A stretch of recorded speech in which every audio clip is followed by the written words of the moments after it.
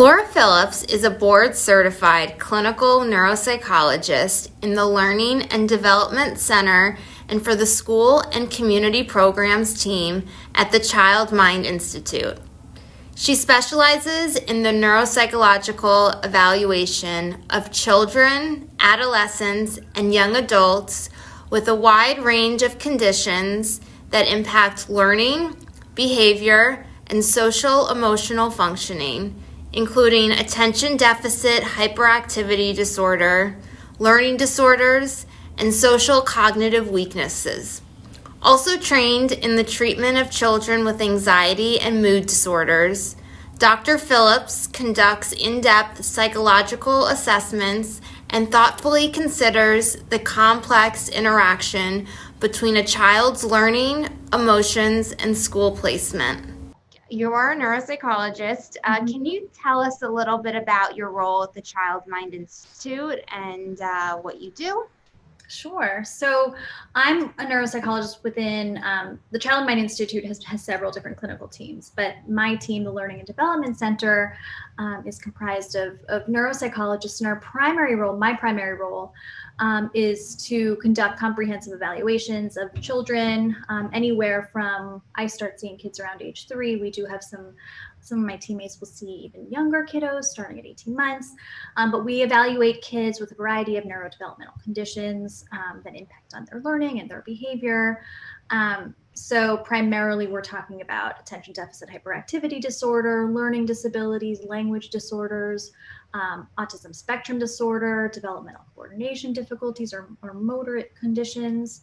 I also see a lot of kids who have psychiatric conditions, and that can either be comorbid or occurring alongside some of these neurodevelopmental conditions, or independent, but that themselves impact on learning, behavior, socialization, etc. So, and my job is really to provide a comprehensive, I consider it like a map of who these kids are holistically, to help identify the right supports and accommodations and interventions that will help them academically, socially, adaptively in life. So one of my areas of particular expertise and interest is in dyslexia.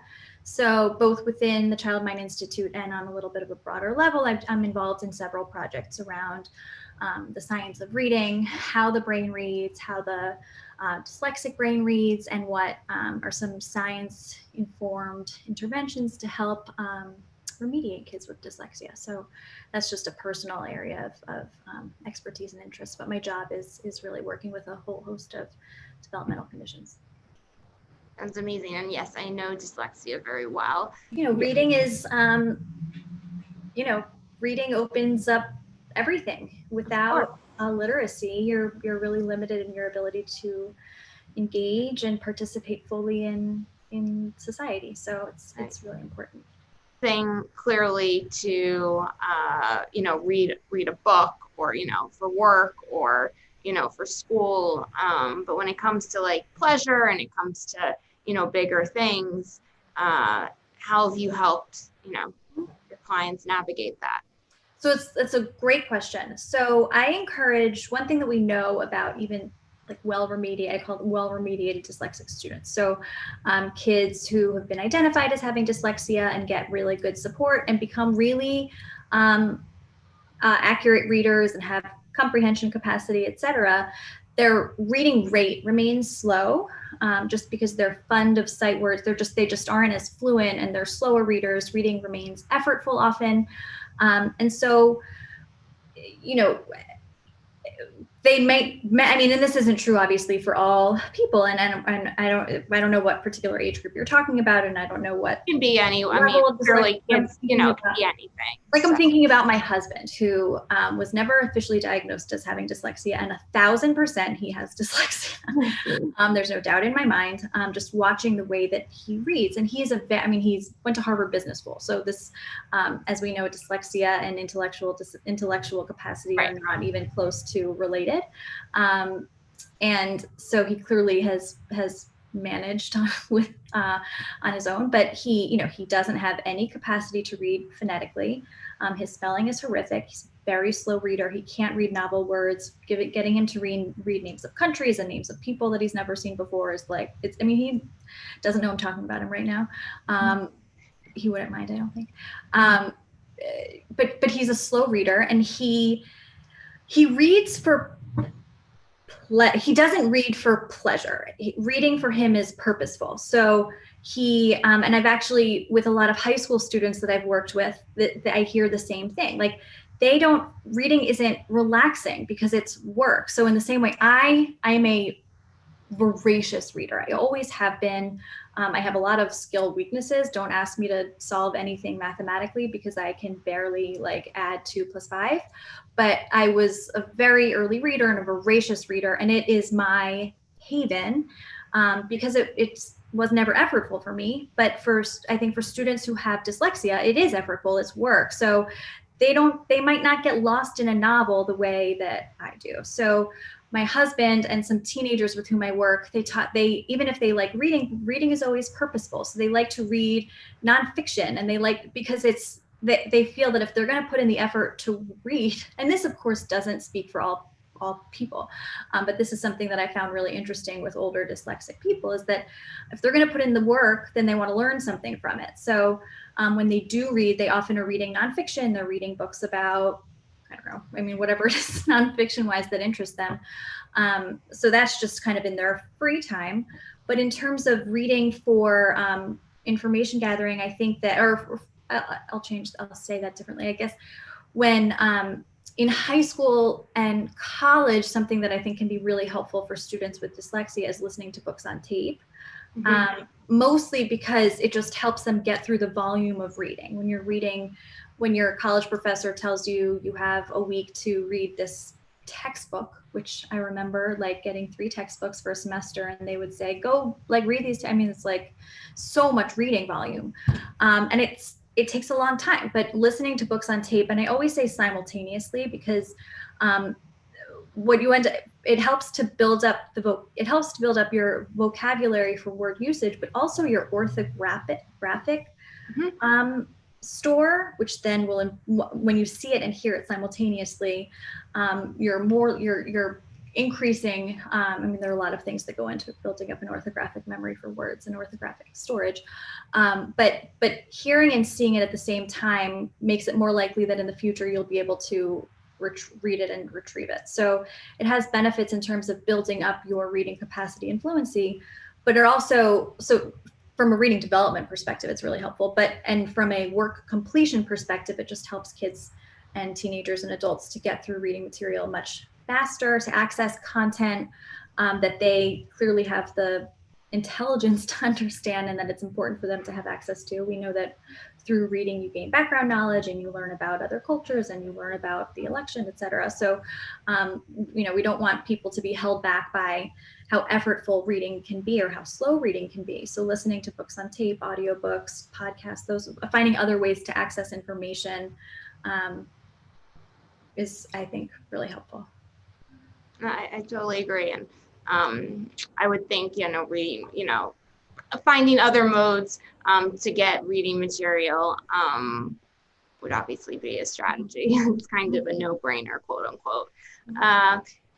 So neuropsychology and focusing on the brain. The brain is responsible for all our different types of, or all our different cognitive abilities, whether it be for anything from physical movement to speech and language. It's the major control center of our body. Can you tell us about the different stages of brain development? Yeah, it's a really complex question. And we can just make it in easier terms, nothing to go into Well, it just, our brain is so complex. We have the most sophisticated brain of any species. We are born, my favorite fact about the brain is, this is a very bizarre answer, but you know how the brain is really wrinkly on the outside? That's just a way that we are able to pack a ton of neurons, a ton of matter into a small amount of space. that allows the skull to pass through a birth canal so that it won't, and while simultaneously balancing the evolutionary need of walking upright. So you don't need to air all of that information, but the brain is very wrinkly because there's a tremendous amount of matter of information or of neurons that's packed into a pretty small amount of space, and the wrinkles, the fold, the sulci and the gyri, the folds on the top of the brain, the cerebral cortex, just allow our brain to have the level of sophistication that it does relative to other species. We are born far less mature than other species. I don't know if you've ever seen like a horse being born and like a couple minutes later it stands up. We can't do that. I mean, human infants or human newborns are born in a very relatively immature, at a relatively immature stage neurologically compared to all other species. And we remain, and our brain takes 25 years post-birth to really fully develop. So it's a really complex organ. We know that the brain obviously starts developing pretty early on into gestation, really at actually about 2 to 3 weeks after conception. The neural plate, which is the part of the embryo that's going to become the brain and the spinal cord, begins to form. So really, really early on. And again, we know that the brain continues to develop into early adulthood, especially the prefrontal cortex, the most frontal part of the brain that's responsible for the really high level skills, judgment, decision-making, impulse control, et cetera. All those things really continue to develop into one's mid-20s. So it's, which is why teenagers make some decisions that can be questionable at times. It's because they just are still immature in those areas of the brain. Again, I'm not going to go into all the nuances of brain development. Right. No, there's certainly big spurts that take place. Right. So, and thinking about like the biggest spurts of brain growth, 0 to 5 is a really critical time. Actually, 90% of a human's brain growth happens before kindergarten. That's the physical growth. So, and actually at 5, the brain is 90% of the way size-wise to adulthood. It's 90% the size of an adult brain. After that point, most of the development that takes place has to do with just really reorganization of the brain, growth, connections between neurons, myelination, or just basically lubricating the synapses between in the brain that just allow the brain to operate in a much more efficient manner, pruning away of pathways that aren't used, just again as a way of making the brain a much more efficient organ. So while the physical growth, there's huge physical growth in those early years that also come with a lot of cognitive and motor development that you see. The continued growth that you see is really about reorganization and pruning and myelination to make the brain a much more efficient and really specialized organ. So we adapt to our environment and to our environment. The brain develops in response to experiences. So neural pathways that are used because, you're, I don't know, if you grow up in a rural community and you have to, the types of activities that you're engaging in look very different from those that someone who grows up in a more urban setting looks like. So the pathways that are being engaged more commonly are maintained and are ultimately myelinated. That's this fatty sheath that develops over those synapses that just makes the firing much faster. Whereas those that aren't used, those pathways that aren't used, are actually pruned away. So that you're basically becoming a very highly specialized person to manage the demands of your setting. So the skill sets that kids today use and that are really highly strengthened today look different than those that might have been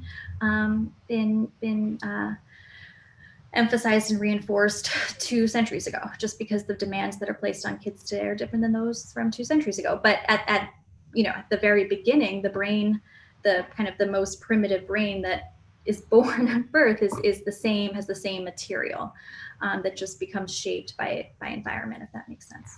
Does that make sense? Oh, I think, and it makes sense. Like our environment our brain adapts to our environment. Mm-hmm.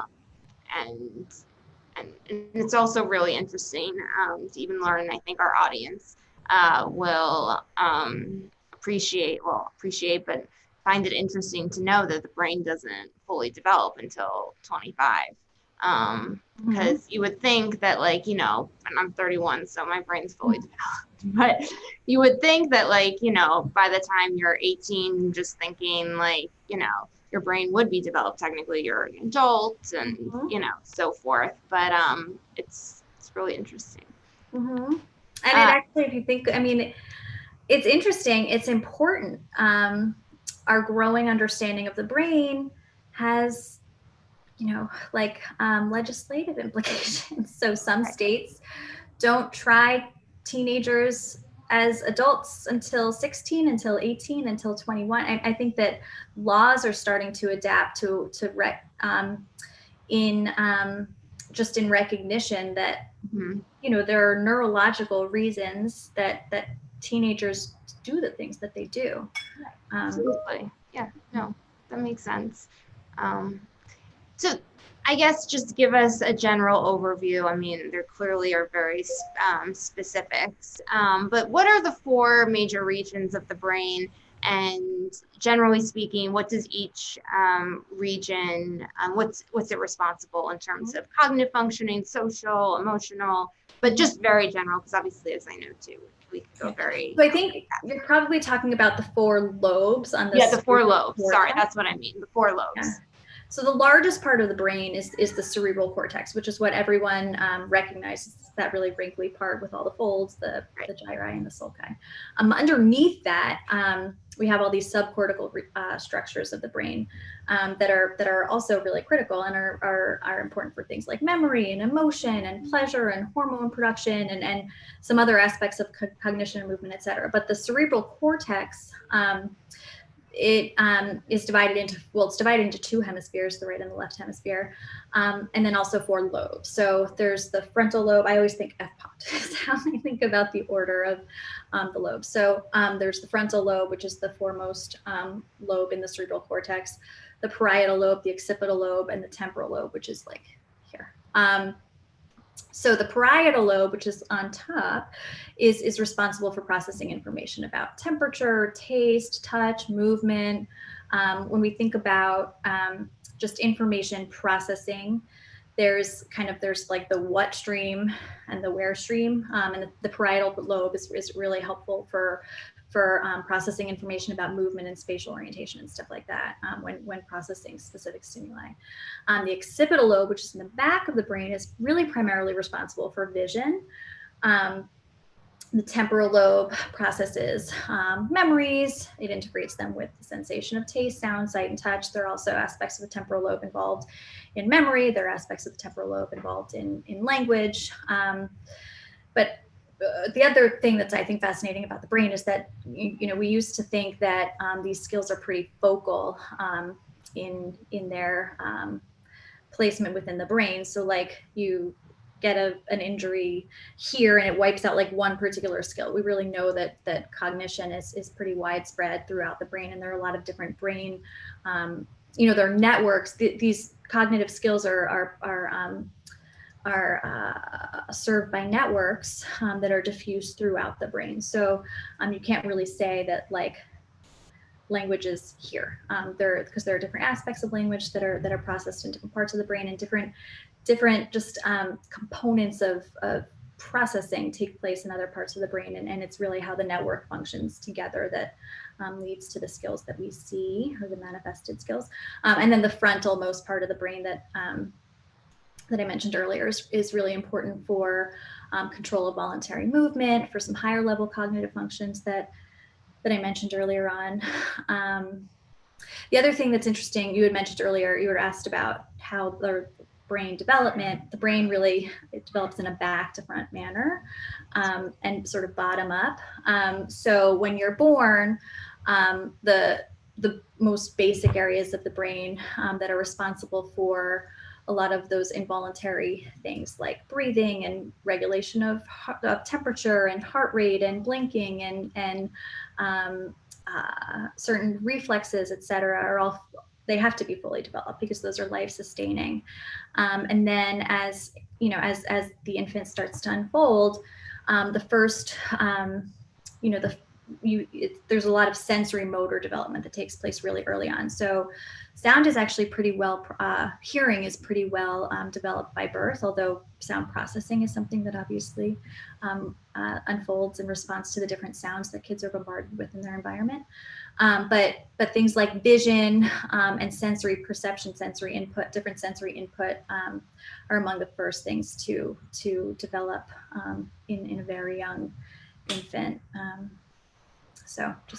It's really just about learning how, and those, because that sensory information is really critical for just learning about your environment, forming, like understanding basic concepts about the environment, rudimentary problem solving. You need to be able to perceive of your environment with your senses in order to engage other higher level skills, including language, including sort of navigating spatially your environment, problem solving, etc. So early on, you're looking, among the first skills to develop really are more basic sensory motor functions. Right. And yeah, and that's a great overview. So now getting into one aspect of your job in terms of intervention, cognitive remediation, testing, and I'm just going to pick one disorder. I know we spoke a little bit about dyslexia, but for to meet a student's needs for somebody who has attention or ADD, so attention deficit disorder, or ADHD, attention deficit hyperactive disorder, what skills or interventions would you employ to help them with their difficulties? Clearly, psychiatric and medication is one, but on the cognitive remediation side. Sure. So it's all ADHD now. Oh, interesting. Okay. Is kind of a big, the nomenclature changes every couple of years. I believe that ADHD was a DSM-4 TR change, and now in the DSM-5, the Diagnostic and Statistical Manual of Mental Disorders, in the 5th edition. So everything falls under attention deficit hyperactivity disorder, and there are 3 subtypes. So there's predominantly an attentive subtype. Those are like the Johnny head in the cloud. They're kind of the spacey, a little disorganized, forgetful, prone to daydreaming, but not necessarily busy, restless, fidgety, impulsive. Then there's the combined type, which those are kids who have both symptoms of inattention and the hyperactivity and impulsivity. And then there's the predominantly hyperactive impulsive type. And those are kids who are able to attend and able to focus, but they have a really hard time just keeping their bodies quiet and managing their impulses, and they tend to be a little fidgety and restless and high activity level, but can focus. I have never seen a hyperactive impulsive type student. I believe it exists because it's in the literature, but more commonly we're seeing the combined or the predominantly inattentive type. And in terms of interventions that are helpful, these are things that change over time for 2 reasons. A, the brain develops over time, and B, the demands that are placed on kids change over time. So early on, and it also depends on the school setting. Some school settings, just naturally incorporate, there's some thinking of, like in New York City, there's some independent schools for boys that are really just very attuned to like the fact that all boys need a lot of movement, all kids I think need a lot of movement throughout the day. And I think that just by providing, having an environment that accommodates the need for moving and how that really helps with consolidating memory and learning, but also just recharging focus and getting out your wiggles. Having an environment that's accommodating of your specific cognitive style can be really helpful. But the demands, you can't always, you're not in 3rd grade forever where you're allowed to have recess twice a day in PE. Eventually you have to be in a classroom where you're expected to sit and listen to a lecture for 45 minutes and then switch to another classroom where you have to switch mindset from history to math or whatever it is. So at that point, the demands for as you get older in school, the demands for sustained attention go up. The demands for executive skills like organization, planning, time management, all those sorts of things become much more prominent around middle school and high school. And the reason that those become more prominent is because typically developing brains develop those skills around those times.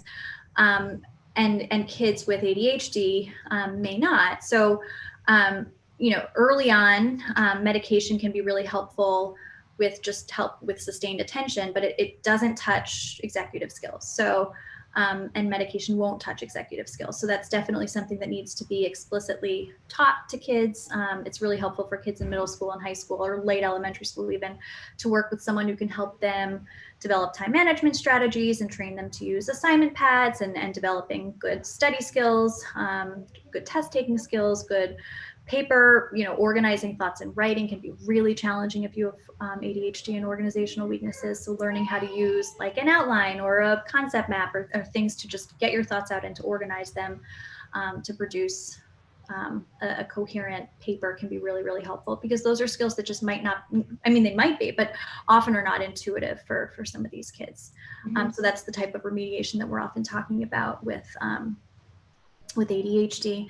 The other thing is, there was, I'm blanking on her name now, a psychiatrist, at Stony Brook, she's wonderful, uses the acronym, now I don't even know what the acronym is, I think HIDE, to describe the symptom presentation of ADHD. H standing for hyperactivity, I standing for impulsivity, D for distractibility and disorganization, and E for emotion regulation.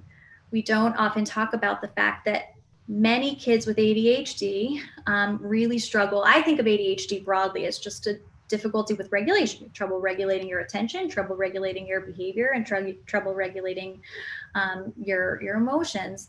Kids with ADHD often have a hard time regulating their emotions. They're exquisitely sensitive, exquisitely attuned to their environment, which I think in a lot of ways is one of their greatest strengths. But they might go from 0 to 100 if they're frustrated. There's no gray. There's nothing in between. And so some cognitive behavioral techniques to help with just modulating those emotional reactions, helping kids to understand their emotions, helping kids to develop good habits like sleep habits, eating habits, exercise habits, etc., that just help with smoothing of emotions can be really, really helpful too. And I don't think that it's something that's talked about as often. But the emotion regulation piece is a really big part of ADHD. Another thing that we know, and this is especially true, well, no, I wouldn't say it's especially true with girls, because I think boys have their own social difficulties, but girls around middle school start to have some social struggles, because for a variety of reasons. They might be, sometimes some girls can be rigid in their thinking. They want to do things their way. They have a harder time accepting other people's points of view. Again, this is not everyone. This is just something we sometimes see. They might have a harder time because they have a harder time staying focused. Girl relationships become very conversational, and if you kind of miss latent messages or you miss social cues, you sometimes have a harder time developing those deeper, more intimate female relationships. So sometimes some social skills support can be helpful. And then with boys or with more hyperactive kids, early on in like early elementary school, sometimes kids can be really exciting because they're really fun and their activity levels like really fun and exciting, and kids want to play with them because they're playful. But they might over time like wear out their welcome. Like by like third grade, kids might be like, oh my God, he's like still bouncing off walls. And so sometimes social skills support with younger boys can be really helpful too, just to help them, read social cues and learn how to modulate their behavior a little bit in response to the feedback that they might get. Right. No, and I think what's really interesting that you brought up,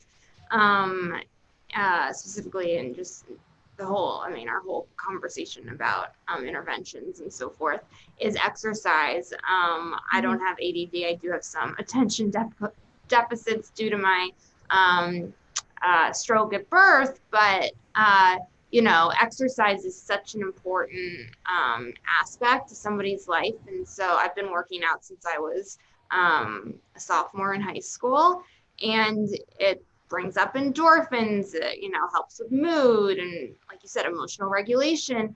And regardless of whether you have a learning difference or a learning disability or, disability of any sort, I really find it shocking when I hear people say that they don't do any exercise, because it's such a critical part to our bodies. And anyways, that's just a little bit of a side note, but I thought that was very interesting. It's true. And I think, in terms of just mental health, you mentioned endorphins, you mentioned mood regulation. It's really helpful with sleep. It's really helpful with of course, other things too. But I think that we live in a society that prioritizes achievement and progress and doing, and we're doers, and you got to do, and you always have to be doing. And I think that I talk to a lot of parents now who are parenting in a pandemic, and it's easy. I think that people they feel like exercise is it's an indulgence, or it's like, I'm so busy at work, I don't have time to exercise, or I have 3 kids and limited childcare, who has time to exercise? And I think it needs, to your point, I think it needs to be reframed as actually, it's like a really important part of your job as a parent to make sure that you're attending to your own mental health, to your own stress tolerance, your own stress levels, your own sleep levels, etc., so that you can be the best parent you can be to your kids. And exercise plays a big role in that. So, but yeah, it's when there's so much going on, it's often the first thing to slip. And I think that's unfortunate. Yeah, for sure. So what are the signs that a parent or somebody should look out for that would indicate that they may have some type of cognitive impairment and they should consult a neuropsychologist? Sure. So I think it depends on the age of the child. So early on, you want to keep a close eye on those early milestones, things like not necessarily motor milestones, although that's something we certainly ask about later on when kids show up in my office. But I think pediatricians and PTs and OTs are really the people to consult in that regard. But when you notice that kids are having trouble with communication and not just language, but just how they communicate their needs in general.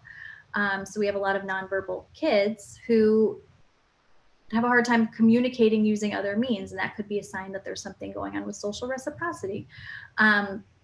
So, keeping an eye on those early milestones around language and communication. Once they get to preschool, just being attuned to whether they're learning their numbers, learning letters, sequencing things appropriately, what their socialization looks like with their peers. And I think that partnering with teachers and eliciting their feedback can be really, really helpful. So when teachers start to give parents some clues that they are having trouble with handwriting or with their pencil grip, again, I don't think at 4 neuropsychologists is the place to go. I think you at that point go to maybe OT. But down the road, those things have downstream effects. So we might talk about that in the future. But if you're getting feedback from teachers around behavior regulation, around socialization, around language and communication, around those early academic skills, so alphabetic awareness, number sense, sequencing, etc. And then as they go through school, the feedback that you're getting from your child's teacher can be really helpful. Parent intuition, if you sense a shift in your child's mood, if your child seems more anxious or agitated or starts expressing some reluctance to go to school, or you see some behavioral difficulties or changes or sleep disturbances, it could be a sign that something's happening in school that's making them feel uncomfortable or insecure. And so, again, I would talk to teachers and see if they have any feedback. But you really want to just, kids' jobs are to play, but to develop, and there are certain expected skills that unfold over time. And when kids aren't meeting those milestones, then it's a good sign that you should be looking into whether or not there's something getting in the way. Sure.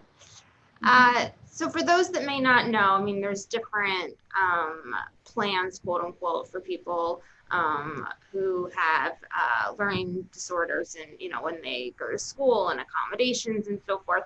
But one in particular, aside from just neuropsych, general testing or an evaluation, is the 504 Individualized Education Plan, which is an IEP.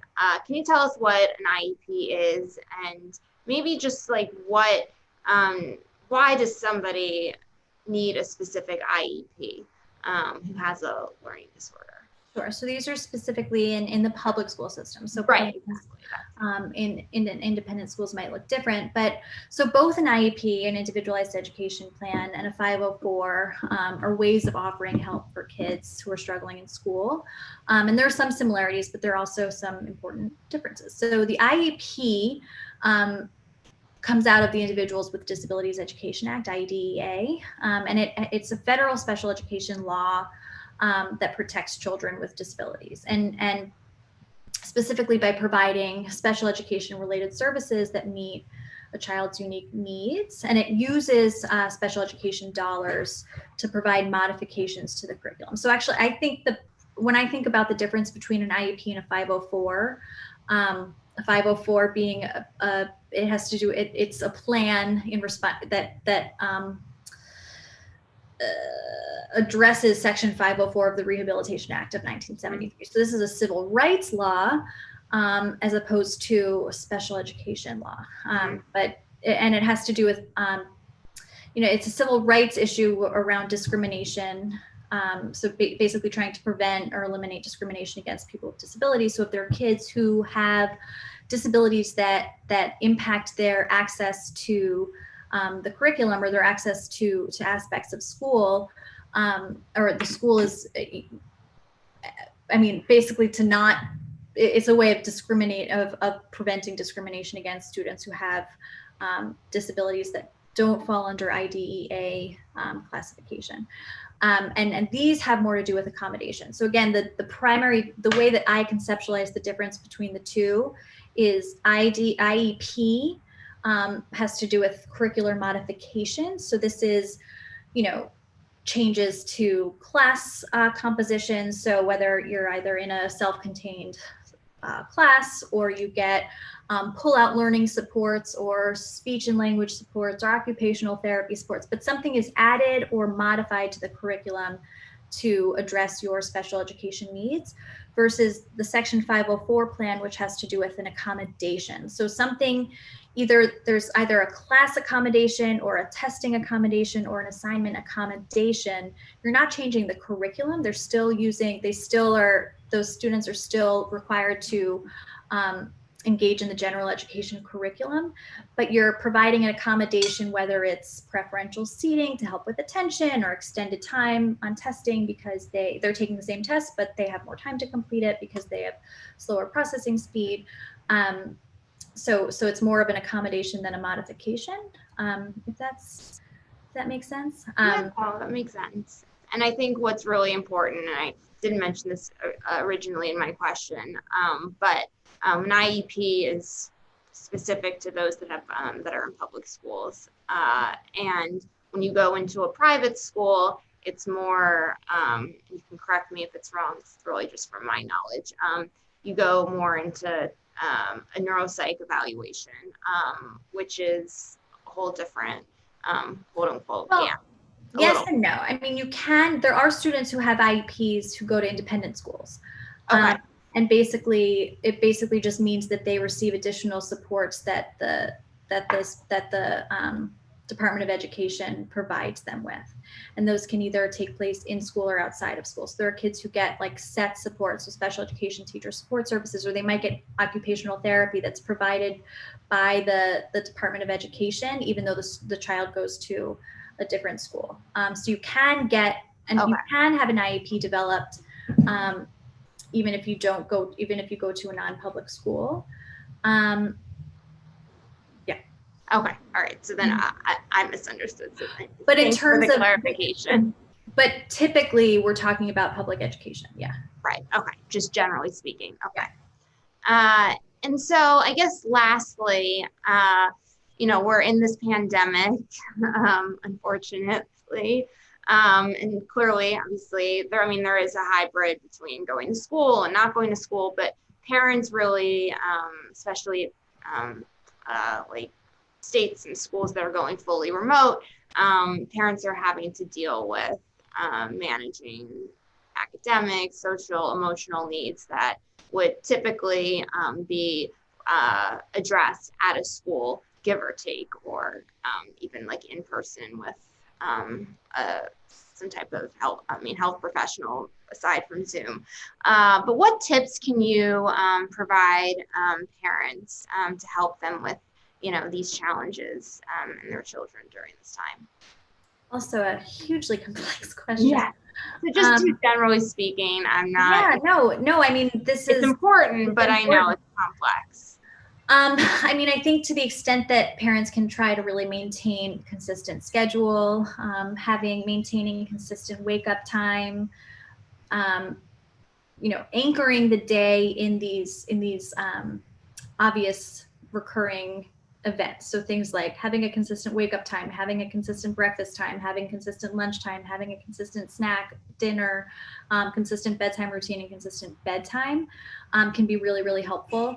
I think getting out of bed and showering, or not even showering, but just getting dressed for the day, for both for kids and for working parents who are working from home, goes a really long way in getting you in the mindset that you're like not on vacation, but you're actually supposed to be cognitively engaged and productive.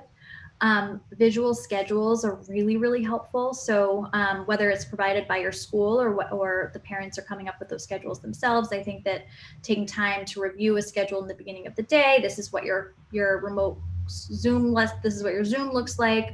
We're maybe having parents pencil in or put in some visual reminders about what their schedule looks like so that the kids know when they can come get help if they need it. Really making sure that you're trying to provide kids with a space that's as conducive to learning as possible. So, and obviously that depends on different living circumstances, and it can be more challenging for some than others, but trying to, I really discourage kids from having classes or doing their classes in their bed. I think that getting out of bed, sitting at a desk in a space that's as distraction free as possible is really important. Removing all extraneous screens and tech devices when you're in class is really, really important. Trying to minimize noise, so using noise cancellation headphones if you're living in a busy apartment, things like that, just to try to minimize distractions and get kids to a place where they can focus. In terms of behavioral management, we just go back to like good old fashioned behavior management strategies. So differential attention is really, really powerful. Ignoring things that aren't unsafe, but that you're trying to make go away, and really trying to provide a lot of immediate, very specific praise about the things that you want your kids to be doing, is a really powerful way to shape up behaviors that you're trying to increase the frequency of. Validation goes a really, really long way. This is really, really hard for everyone. And I think that it's so easy and so natural to like jump into problem solving mode when kids tell you that they're feeling frustrated or sad or anxious or angry. And sometimes just like validating and sitting with those feelings can be really helpful in terms of just helping kids to regulate their emotions and feel understood and heard, rather than immediately like going to try to fix it. And this is hard. This is hard for parents. It's hard for kids. It's hard for teachers. And it's okay to say that. Yeah. I think also, just as I said earlier, like taking care of your own emotional health is really, really important. So doing what you can to attend to your own stress levels will make you a better parent. So I think that rather than seeing that as a selfish endeavor, if you need to like put your kid in front of a screen for 30 minutes so you can take like a long shower and feel like a human being, is going to make you much better able to respond to your kids than if you are feeling really stressed and overwhelmed and tired. So rather than seeing it as like a selfish indulgence. You have to see it as part of being a good parent. Right. I think those are all great strategies. And then I thought of one more. But for those parents, clearly the Child Mind Institute in New York City is one place that you can find neuropsychologists like you. But generally speaking, are there any websites or different books or different places for somebody to find a neuropsychologist if they're looking for one? It's a great question. I mean, I don't want to do any self-promotion. So right. No. Right. No, I was just gonna, I mean, I'm board certified through the American Academy of Pediatric Neuropsychology, and our website, which is the AAPN.org, has a map and a list of both board certified and also just member pediatric neuropsychologists across the country. So that could be a good place to start. I believe that the American Academy of Clinical Neuropsychology, AACN, also has the same. State psychology associations might have subgroups that member neuropsychologists have websites through. School psychologists might have suggestions, clinical psychologists and social workers might have suggestions, pediatricians might have suggestions. Right. Okay. These are all great resources. And it all clearly depends too on where you live. I mean, you and I are, regardless of whether you live in New Jersey or whatnot, but you work, when we're actually working in person, but New York City or other metropolitan areas, obviously it's easier to get access to care, and, but, clearly anyone can always, pick up a phone and call somebody, and, I'm just talking about people and professionals in a different city and ask for, recommendations in a, suburban environment and so forth. So this is great. Thank you so much, Laura.